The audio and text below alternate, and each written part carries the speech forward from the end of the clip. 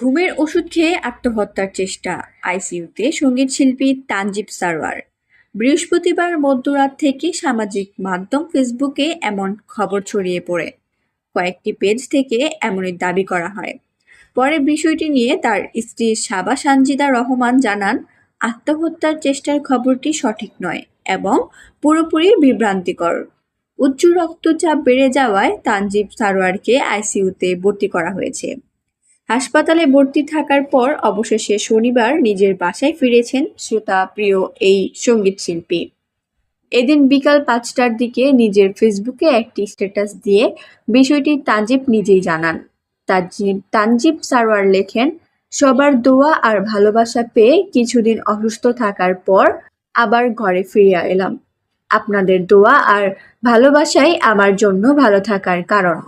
সবাই দোয়া করবেন। অগ্রিম ঈদ মুবারক ও ভালোবাসা।